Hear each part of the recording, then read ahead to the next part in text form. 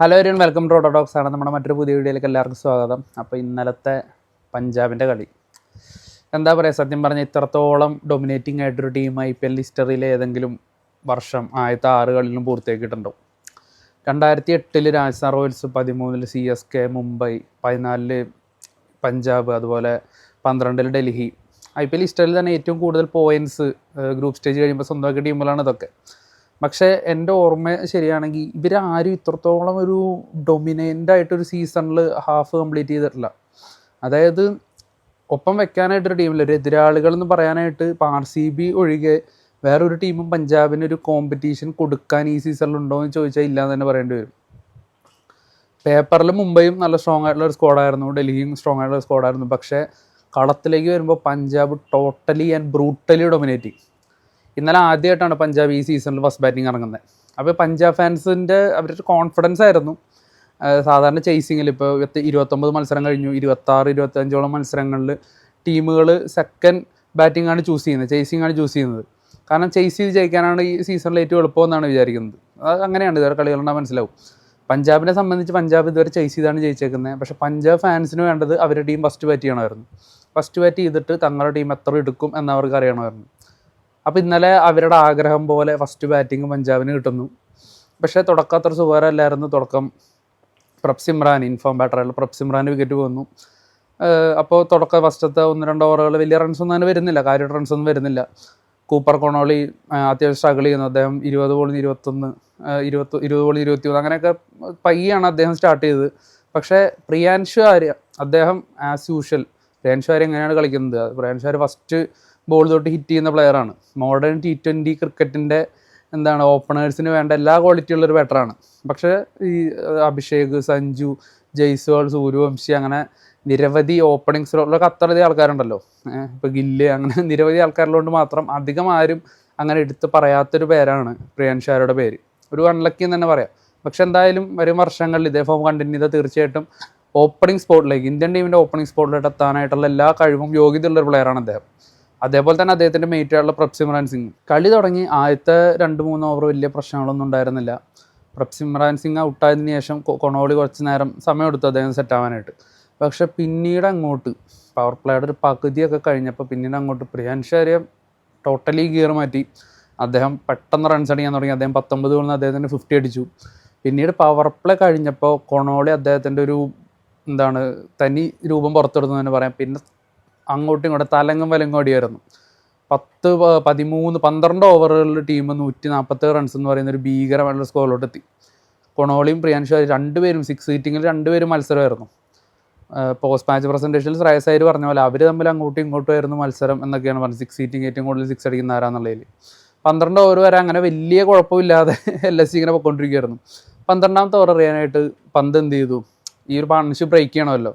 സാധാരണ ടീമുകളൊക്കെ ചെയ്യുന്ന പോലെ ഒരു പാർട്ട് ടൈം ബോളറെ കൊണ്ടുവന്ന് പാർട്ണർഷിപ്പ് ബ്രേക്ക് ചെയ്യുക, അതാണല്ലോ ചില ക്യാപ്റ്റന്മാർ ചെയ്യാറുള്ള പരിപാടി. അതാകുമ്പോൾ ക്യാപ്റ്റൻസി ബ്രില്യൻസ് എന്ന് പറയുന്ന പേരും കിട്ടും. പന്തും അങ്ങനെ മാർക്കറത്തിനെ കൊണ്ടുവന്നു. മാർക്കർ സൗത്ത് ആഫ്രിക്കൻ ടീമിലിടയ്ക്കൊക്കെ ഓഫ് സ്പിൻ എറിയാറുള്ളതല്ലേ, അതുകൊണ്ട് ഒന്ന് എറിഞ്ഞ് നോക്ക് എന്ന രീതിയിൽ പുള്ളിയും കൂളായിട്ട് വന്ന് എറിയുന്നു. ആദ്യത്തെ 4 ബോള് കൊണോളി 6 അടിച്ചു, ഒരു സിംഗിൾ ഇട്ടു. അവസാനത്തെ 2 ബോള് പ്രിയാൻഷു ആര്യ 6 അടിച്ചു. 12ാമത്തെ ഓവർ എറിയുമ്പോൾ 32 റൺസ് മാർക്കറത്തിൻ്റെ അക്കൗണ്ടിൽ കയറി. ടീം സ്കോർ 13 ഓവറിൽ 183 എന്ന് പറയുന്നൊരു കൊല സ്കോറിലോട്ട് എത്തി. പിന്നീട് അങ്ങോട്ട് ഭാഗ്യത്തിന് പ്രിയാൻഷു ആര്യ, അതുപോലെ തന്നെ കൊണോളി, പിന്നെ ശ്രേയസ് അയ്യരും പെട്ടെന്ന് പുറത്തായി. ആ സ്കോറൊന്ന് ചെറുതായിട്ടൊന്ന് കുറഞ്ഞു. 15 ഓവറിൽ 197 എന്ന് പറയുന്നൊരു സ്കോറിലോട്ടൊക്കെ എത്തി. പിന്നീട് അങ്ങോട്ട് സ്റ്റോയിൻസും അതുപോലെ തന്നെ ശശാങ്കും അവസാനത്തെ 4 ഓവറുകളിൽ നല്ല രീതിക്ക് അടി വന്നു. ഈ 13 to 15 ഓവറുകളിലാണ് LSC അവരുടെ ബോളിങ്ങിൽ എപ്പോഴെങ്കിലുമൊക്കെ ഒന്ന് മികവ് കാണിച്ചത്. ആ ഒരു 10-13 ബോളിലധികം ബൗണ്ടറീസ് ഒന്നും വന്നില്ല വധേരൊക്കെ ക്രീസിലേക്ക് വന്ന ആ ടൈമിൽ. പക്ഷെ പിന്നീട് സ്റ്റോയിൻസും അതുപോലെ തന്നെ ശശാങ്കും ക്രീസിലേക്ക് വരുന്നു. പിന്നീട് അവസാനത്തെ 4 ഓവറുകളിൽ 58 റൺസാണ് അടിച്ചെടുത്തത്. അങ്ങനെ 20 ഓവർ കഴിയുമ്പോൾ 254 എന്ന് പറയുന്ന ഈ സീസണിലെ ഏറ്റവും ഹയസ്റ്റ് സ്കോർ പഞ്ചാബ് സ്വന്തം പേരിലാക്കി. അത് ഈ സീസണിൽ ഇതുവരെ അവർ ആദ്യം ബാറ്റ് ചെയ്തിട്ടില്ല. കിട്ടിയൊരു അവസരമാണ്, പിന്നെ അവർ മുതലാക്കാതിരിക്കില്ലല്ലോ. അതും ഷമിയൊക്കെ ഫസ്റ്റത്തെ ഓവർ അത്യാവശ്യം നല്ല രീതിക്കാണ് അറിഞ്ഞത്. പക്ഷേ പിന്നീട് അങ്ങോട്ട് നല്ല അടി കിട്ടുന്നുണ്ടായിരുന്നു. ടീമിലെ ഏറ്റവും എക്കണോമിക്കലായിട്ടുള്ള ബോളറായിട്ടുള്ള ആവേശ് ഖാൻ, അങ്ങനെ മോഹസിൻ ഖാൻ, എറിയുന്ന എല്ലാവർക്കും, സിദ്ധാർത്ഥ്, എല്ലാവർക്കും നല്ല രീതിക്ക് അടിയിട്ടിട്ടുണ്ട്. പക്ഷേ പ്രിൻസ് യാദവിൻ്റെ പേര് എടുത്ത് പറഞ്ഞോ. ഞാൻ ഈ സീസണിൽ അങ്ങനെ ഒരു ശ്രദ്ധിക്കാത്തൊരു പ്ലെയറാണ് പ്രിൻസി. അത് പക്ഷേ ഓരോ മാച്ച് കഴിയുന്നവരും അദ്ദേഹം പ്രൂവ് ചെയ്തുകൊണ്ടിരിക്കുകയാണ്. അദ്ദേഹത്തിൻ്റെ വർത്ത് എന്താണെന്ന് പ്രൂവ് ചെയ്തുകൊണ്ടിരിക്കുകയാണ്. നല്ല കിടിലൻ സ്പെല്ല്. അതും എല്ലാവരും 10 മുകളിലൊക്കെ റൺസ് പെർ ഓവർ റൺസ് അടിച്ച് മാറ്റിയപ്പോൾ വെറും 25 റൺസ് മാത്രമാണ് അദ്ദേഹം വിട്ടുകൊടുത്തത്. 254 എന്ന് പറയുന്ന സ്കോറ് പഞ്ചാബിൻ്റെ സ്കോർ ബോർഡിൽ വീണപ്പോഴും പന്ത് ലാസ്റ്റത്തെ റണ്ണൗട്ട് കിട്ടിയതിൻ്റെ ഹാപ്പിനെസ്സിലായിരുന്നു. ഈ സ്കോറൊക്കെ നമുക്ക് എടുക്കാനുള്ള ടീമുണ്ടെന്നൊക്കെയാണെന്ന് തോന്നുന്നത് അദ്ദേഹം വിചാരിച്ചിട്ടുണ്ടാവുക. പക്ഷെ എന്തായാലും ഓപ്പണിങ്ങിൽ ഒരു ചേഞ്ച് വരുത്തിയിട്ടുണ്ടായിരുന്നു. മാർക്കടത്തിനെ മാറ്റി ആയുഷ് ബഡോണിനെ കൊണ്ടുവന്നു. ആയുഷ് ബഡോണിനെ നമുക്കറിയാം, അദ്ദേഹം ഗ്യാപ്സ് കണ്ടെത്തി ഇങ്ങനെ ഫോറൊക്കെ അടിച്ച് കളിക്കുന്ന ഒരു പ്ലെയറാണ്, ഒരു ബ്രൂട്ടൽ ഹിറ്റർ അല്ലെങ്കിലും. അതുകൊണ്ട് പവർ പ്ലേ അദ്ദേഹം നന്നായി യൂട്ടിലൈസ് ചെയ്തു. അപ്പം മാർഷും നല്ല രീതിക്ക് ഇങ്ങനെ കളിച്ചു, പവർ പ്ലേയിൽ നല്ല സ്കോർ വന്നു. പക്ഷെ പിന്നീട് ബഡോണി പുറത്താകുന്നു, പന്ത് വരുന്നു. പന്തും പതിവിന് വിപരീതമായിട്ട് അത്യാവശ്യം നല്ല രീതിയിൽ കളിച്ചിട്ടുണ്ട്. എസ്പെഷ്യലി ജാൻസനെതിരെ ഒരു സ്റ്റെപ്പ് ഔട്ട് ചെയ്തൊരു 6 ഉണ്ടായിരുന്നു. ഒരു ഋഷഭ് പന്തിൻ്റെ ഒരു ടിപ്പിക്കൽ അദ്ദേഹത്തിൻ്റെതായിട്ടുള്ള ഒരു സ്വതസിദ്ധമായ ശൈലി അദ്ദേഹം നല്ല കുറച്ച് ബൗണ്ടറീസ് ഒക്കെ നേടി. പക്ഷെ പഞ്ചാബ് ഫീൽഡേഴ്സ് നല്ല ഫുള്ള് ഓട്ടക്കൈയായിരുന്നു. അതിലും ശശാങ്ക് സിംഗിൻ്റെ ഒക്കെ കാര്യം എന്ന് പറഞ്ഞാൽ 3 ക്യാച്ചാണ് അടുപ്പിച്ച് ഡ്രോപ്പാക്കിയത്.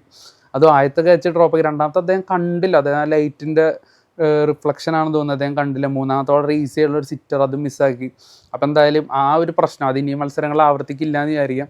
പ്രഭ്സിമ്രാൻ സിംഗ് എന്നല്ല കീപ്പറായിട്ട് നടന്നത്, അദ്ദേഹം ഒരു ക്യാച്ച് മിസ്സാക്കി. അങ്ങനെ മൊത്തത്തിൽ ഫീൽഡിങ്ങിൽ ഒരുപാട് പ്രശ്നമുണ്ട്. ശ്രേയസ് അയ്യർ ക്യാച്ച് ഡ്രോപ്പാക്കുന്നു. അപ്പോൾ ഫീൽഡിങ്ങിൽ ഒരുപാട് മിസ്റ്റേക്സ് വന്നു. ഈവൻ എന്തോ അവർക്ക് ഇത്രയും റൺസ് ഉണ്ടെങ്കിൽ പോലും ഫീൽഡിൽ ഇത്രയും ഒരു ലേസി ആയിട്ട് കാണപ്പെട്ടത് റിക്കി പോണ്ടിങ്ങിനൊക്കെ ഭയങ്കരമായിട്ട് ദേഷ്യം വന്നിട്ടുണ്ടാകും. കാരണം ഇത്രയും അദ്ദേഹം ആണ് കോച്ച്. അപ്പോൾ ഓസ്ട്രേലിയൻ മൈൻഡ് സെറ്റ് അറിയാലോ ഫീൽഡിൽ അവരെങ്ങനെയാണെന്നുള്ളത്. അപ്പോൾ തീർച്ചയായിട്ടും പഞ്ചാബ് അതിൽ വർക്ക് ചെയ്യുന്നുണ്ടായിരിക്കും. എന്തായാലും ഗ്രൗണ്ടിൽ ബാക്കി കാര്യങ്ങളൊക്കെ നല്ല ടോപ്പായിരുന്നു. അല്ല ഹർഷദീപ് സിംഗിൻ്റെ ഒക്കെ ഓപ്പണിംഗ് സ്പെല്ല് എടുത്ത് തന്നെ പറയണം. പിന്നെ LSG ബാറ്റിംഗ് എന്ന് പറഞ്ഞാൽ 250 എന്ന് പറയുന്ന സ്കോറിലോട്ട് ഒരിക്കൽ പോലും എത്തും നമുക്ക് തോന്നിയില്ല. ഇടയ്ക്ക് പന്തിൻ്റെ ഒരു ഇന്നിങ്സ് വന്നു, മാർഷിൻ്റെ ഒരു ഇന്നിങ്സ് വന്നു. പിന്നെ അവസാനം സ്കോർ എങ്ങനെയെങ്കിലും 10-200 റൺസ് എത്തിക്കാനായിട്ട് മാർക്കറും കുറച്ച് റൺസ് അടിച്ചു. അതിൽ തന്നെ ഇഷ്ടംപോലെ ക്യാച്ച് പഞ്ചാബ് ഡ്രോപ്പ് ചെയ്യുന്നുണ്ടായിരുന്നു. ഇതിൽ ഒരു ഘട്ടത്തിൽ പോലും ആ ഒരു സ്കോറിലോട്ട് എത്തുമെന്ന് നമുക്ക് തോന്നിയില്ല. പിന്നെ LSGയുടെ ഈ വർഷം ഏറ്റവും കൂടുതൽ ഒരു പണം മുടക്കി ടീമിലോട്ട് എത്തിച്ച പ്ലെയറാണ് നിക്കോളാസ് പൂരൻ. ഇതുവരെ 6 കളി കളിച്ചു. 6 കളികളിൽ നിന്നും കൂടി 51 റൺസ് മാത്രമാണ് ഉള്ളത്. ഒരു കളിയിൽ പോലും പുള്ളി ആവറേജ് എടുത്ത് നോക്കുമ്പോൾ 10 പോലും ഇല്ല.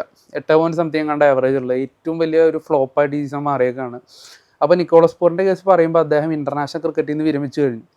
അതായത് നമ്മൾ ഈ ലോകത്തെങ്ങാനും കുറേ T20 ലീഗ് കിടക്കുന്നുണ്ടല്ലോ, അപ്പോൾ അതിലൊക്കെ പോയി കളിക്കാനായിട്ടാണ് ഇൻ്റർനാഷണൽ ക്രിക്കറ്റിൽ നിന്ന് വിരമിച്ചത്. പക്ഷെ അതിപ്പോൾ ഒരു അടിയായിട്ട് മാറിയേക്കാണ്. അങ്ങനെ ചെയ്യുന്ന പല പ്ലെയേഴ്സിനും ഇതിനു മുമ്പും അങ്ങനെ അബദ്ധം പറ്റിയിട്ടുണ്ട്. കാരണം ഏതെങ്കിലും ഒരു ലീഗിൽ ഫോം ഔട്ടായി കഴിഞ്ഞാൽ പിന്നെ തിരിച്ചു വരാൻ നല്ല പാടായിരിക്കും. ഓൾറെഡി ഇൻ്റർനാഷണൽ ക്രിക്കറ്റിൽ ഇല്ലാത്തതാണ്. അപ്പോൾ എന്തായാലും നിക്കോളാസ് പൂരൻ പതിവ് പോലെ വേഗം വന്നു, കുറച്ച് ബോൾ നിന്നു, ഒരു ക്യാച്ച് കൊടുത്ത് പുള്ളി ഔട്ടായിപ്പോയി.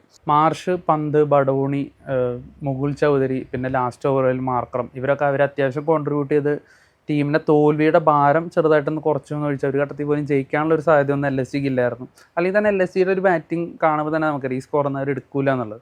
പിന്നെ പഞ്ചാബിൻ്റെ നല്ല കിടിലൻ ബോളിംഗ്, വൈശാഖ് വിജയകുമാറൊക്കെ നല്ല എക്സലൻറ്റ് ബോളിംഗ് ആണെന്ന് പറയാം. കാരണം ഓരോ ബോളും ഓരോ രീതിക്കാണ്. ഒരു സ്ലോ ബോൾ കട്ടർ വരുന്നു, ഒരു യോർക്കർ വരുന്നു, ഒരു നോർമൽ പേസിലുള്ള ഡെലിവറി വരുന്നു. ബാറ്റർമാർക്ക് റീഡ് ചെയ്യാനായിട്ട് ഭയങ്കര പാടായിരിക്കും ഈ വൈശാഖ് വിജയകുമാറിൻ്റെ ബോൾസൊക്കെ. അങ്ങനെ എറിയുന്ന ഇഷ്ടം പോലെ പ്ലെയേഴ്സ് ഉണ്ട്. അത് ബോളേഴ്സിനും അല്ലെങ്കിൽ ബോളിംഗ് ഡിപ്പാർട്ട്മെൻറ്റിന് കുറച്ചുകൂടി ഒരു അഡ്വാൻറ്റേജ് ആണ്. ഇത്തരത്തിലുള്ള രീതിക്കൊക്കെ നമ്മൾ എറിയാൻ പറ്റും. അങ്ങനത്തെ ഓരോ പ്ലെയേഴ്സ് ഇങ്ങനെ യുണീക്കായിട്ട് ഓരോന്ന് ട്രൈ ചെയ്യുമ്പോഴാണല്ലോ ഓരോ കാര്യങ്ങൾ ഇങ്ങനെ പഠിക്കുന്നത്. അപ്പോൾ എന്തായാലും റൺസ് വിട്ടുകൊടുക്കാതെ എങ്ങനെ എറിയാമെന്നുള്ള ഒരുപാട് വഴികൾ ഇക്കൊല്ലത്തെ IPL നമ്മൾ കാണുന്നുണ്ട്. സ്ലോ ബോൾസ് കൂടുതൽ പേര് യൂസ് ചെയ്യുന്നു.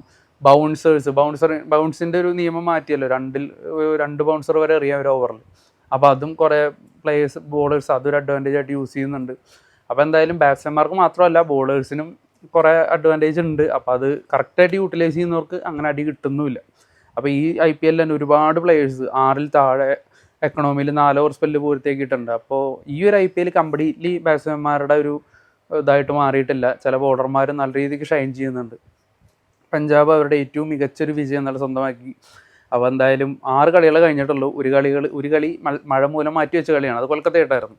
അതും ആദ്യം ടോസ് കിട്ടിയ കൊൽക്കത്ത ബാറ്റ് ചെയ്യാൻ തീരുമാനിക്കുകയായിരുന്നു. എന്തായാലും ശ്രേയസ് അയ്യരെ പോലും അത്ഭുതപ്പെടുത്തിയൊരു തീരുമാനമായിരിക്കണം റാനെന്ന് എടുത്തത്. പക്ഷെ എന്തായാലും മഴ മൂലം ആ കളി നടക്കാത്തതുകൊണ്ട് 1 പോയിൻ്റ് കിട്ടിയുള്ളൂ. 6 കളിയിൽ നിന്ന് തോൽവി അറിയാതെ 11 പോയിൻ്റ്. അപ്പോൾ ഇനി ഉള്ള കളികളിൽ അതിൽ ഏറ്റവും മികച്ചതായിട്ട് പെർഫോം ചെയ്ത് കഴിഞ്ഞാൽ IPL ചരിത്രത്തിൽ തന്നെ ഏറ്റവും കൂടുതൽ പോയിന്റുകൾ ഒരു സീസണിൽ അടിച്ച് പ്ലേ ഓഫിലെത്തുന്ന ടീമായിട്ട് പഞ്ചാബ് മാറും. അപ്പോൾ എന്തായാലും പഞ്ചാബിൻ്റെ ഒരു ഡ്രീം സീസണായി മാറട്ടെ എന്ന് ആഗ്രഹിക്കുകയാണ്. കാരണം ഇത്രയും വർഷമായിട്ട് അവർക്കൊരു കപ്പില്ലല്ലോ, അപ്പോൾ അവരും കപ്പടിക്കട്ടെ, ശ്രേയസ് അയ്യർ കീഴിലുള്ള ടീം കപ്പടിക്കട്ടെ എന്ന് വിചാരിക്കുന്നത്. കാരണം അത്രത്തോളം എഫേർട്ട് ഇടുന്നുണ്ട്, എല്ലാ പ്ലേയേഴ്സും എഫേർട്ട് ഇടുന്നുണ്ട്. അത് ഗ്രൗണ്ടിൽ കാണുന്നുണ്ട്, അവർ ആ യൂണിറ്റി ഗ്രൗണ്ടിൽ കാണുന്നുണ്ട്. ഡ്രസ്സിംഗ് റൂം വൈബ് അടിപൊളിയാണ്. അപ്പോൾ എന്തായാലും ഈ വർഷം പഞ്ചാബിനായിരിക്കും കിരീടം തോന്നുന്നത്. എന്തായാലും നിങ്ങൾ നിങ്ങളുടെ അഭിപ്രായം കാര്യങ്ങളൊക്കെ കമൻറ്റ് ചെയ്യുക. അപ്പോൾ പഞ്ചാബിന് നല്ല രീതിക്ക് ഫാൻ സപ്പോർട്ടുള്ള ടീമാണ്. നിങ്ങളുടെ ഫാൻ സപ്പോർട്ട് നിങ്ങൾ കാണിക്കുക. അപ്പോൾ എന്തായാലും നമ്മുടെ വീഡിയോ ഇഷ്ടപ്പെടുകയാണെങ്കിൽ നിങ്ങൾ നമ്മളെ ലൈക്ക് ചെയ്യുക, ഷെയർ ചെയ്യുക, അതുപോലെ നമ്മുടെ ചാനൽ സബ്സ്ക്രൈബ് ചെയ്യുക, നമ്മളെ സപ്പോർട്ട് ചെയ്യുക. എന്തായാലും താങ്ക് യു.